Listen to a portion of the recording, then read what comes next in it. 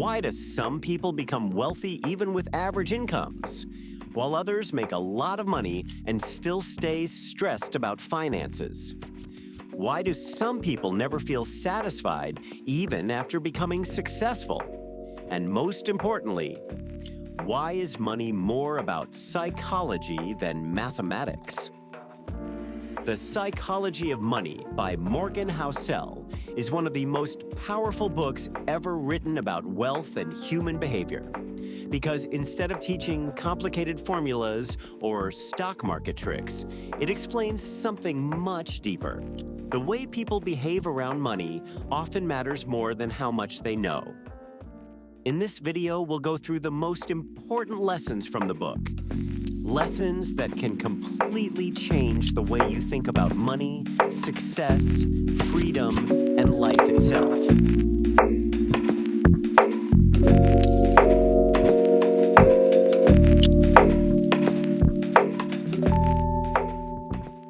One of the biggest ideas in the book is this: no one is crazy. People make financial decisions based on the experiences they've had in life. Someone who grew up during difficult financial times may always fear losing money, even after becoming successful. Someone raised in a wealthy family may feel comfortable taking huge risks because they've never experienced true financial insecurity. And because every person has different experiences, every person develops a different understanding of money. That's why arguing about money is often pointless. People are not reacting to facts alone. They're reacting to emotions, memories, fears, and personal experiences. Morgan Housel explains that what seems irrational to one person may feel completely reasonable to another.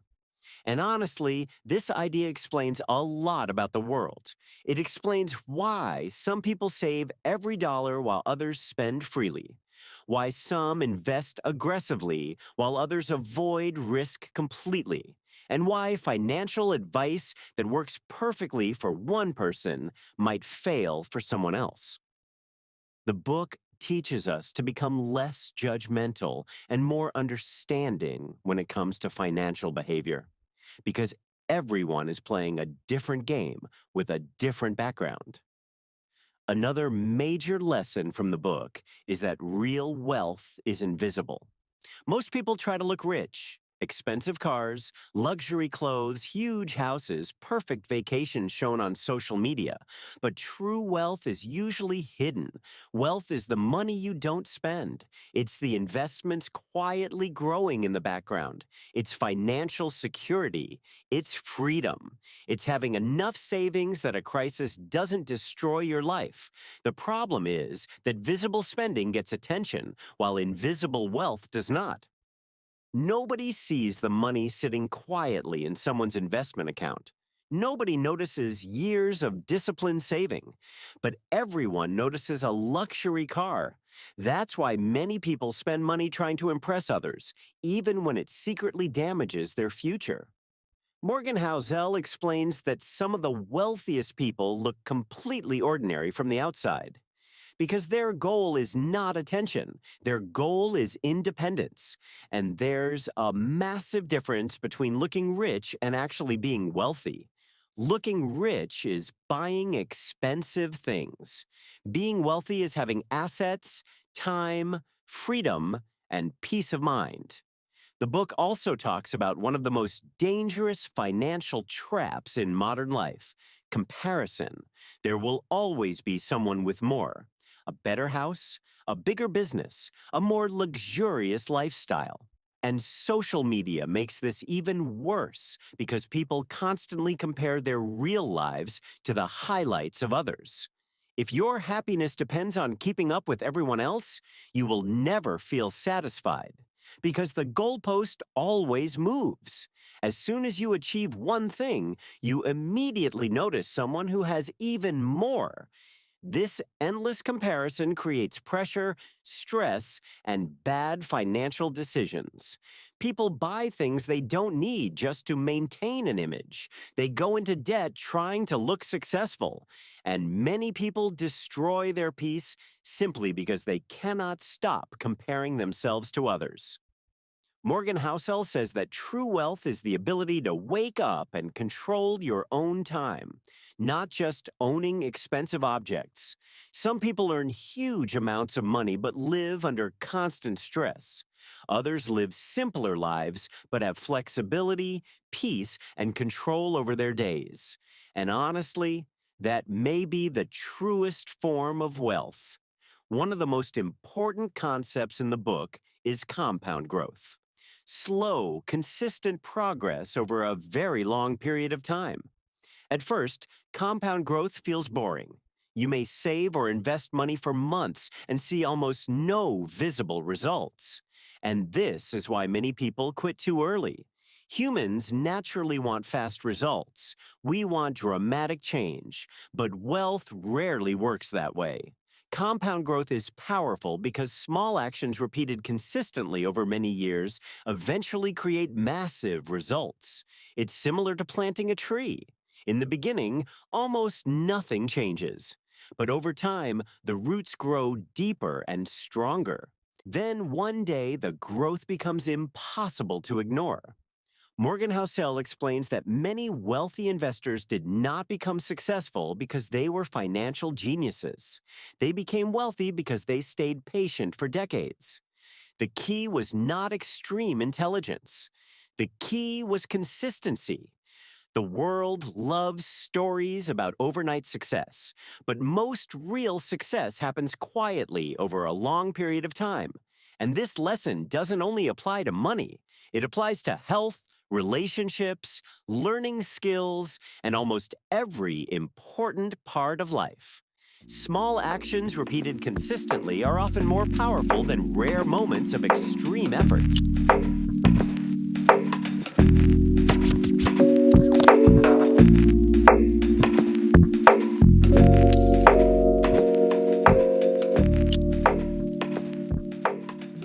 Another powerful lesson in the book is the role of luck and risk. People love simple success stories. We often hear things like, he worked hard and became successful. And hard work absolutely matters. But luck matters too. Where you were born, the economy during your lifetime, the opportunities you received, the people you met, the timing of important events. All of these things can dramatically shape someone's financial future. At the same time, risk and bad luck can destroy opportunities for people who worked incredibly hard. The point of this lesson is not to become negative. It's to stay humble. When people succeed, they often assume they controlled everything. And when people fail, society often assumes they deserved it. But reality is more complicated than that. Understanding the role of luck makes us more compassionate toward others and more realistic about our own success. One of the most emotional lessons in the book is this: the highest form of wealth is freedom. Freedom to decide how you spend your time. Freedom to choose where you live. Freedom to say no to things that make you miserable. Freedom to spend time with family, health, and meaningful experiences. Many people sacrifice their entire lives chasing more money without asking what they actually want that money for.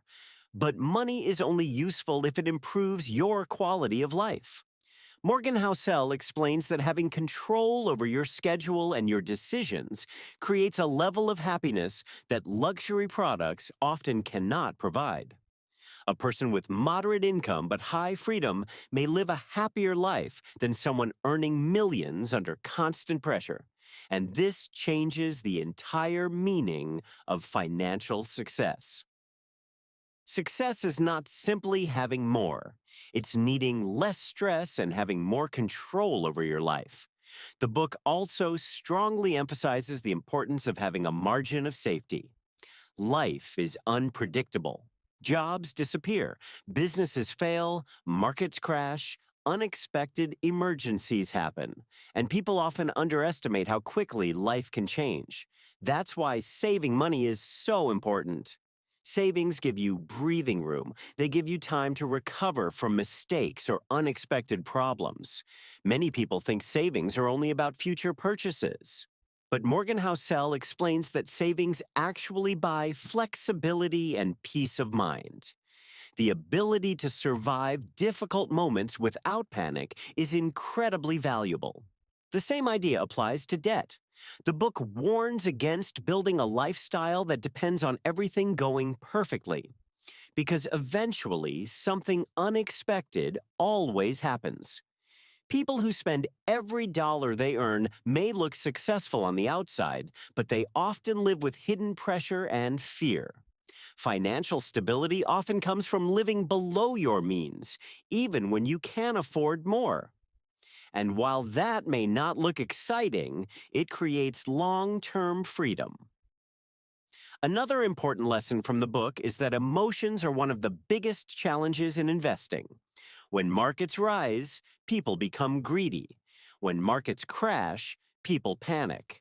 And many people make terrible financial decisions because they react emotionally instead of thinking long term. Morgan Housel explains that the best financial plan is not necessarily the one with the highest possible returns. It's the plan you can stick with consistently over time. Because even a brilliant strategy fails if emotions cause you to quit during difficult moments. This is why patience is one of the most underrated financial skills in the world. People constantly search for shortcuts, secret investments, and fast success. But in reality, avoiding panic and staying consistent is often more important than finding the perfect opportunity. The final message of The Psychology of Money is simple but incredibly powerful. Financial success is not mainly about intelligence, it's about behavior.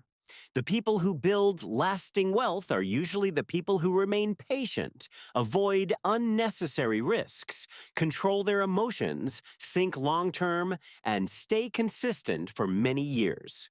Money itself is not the ultimate goal.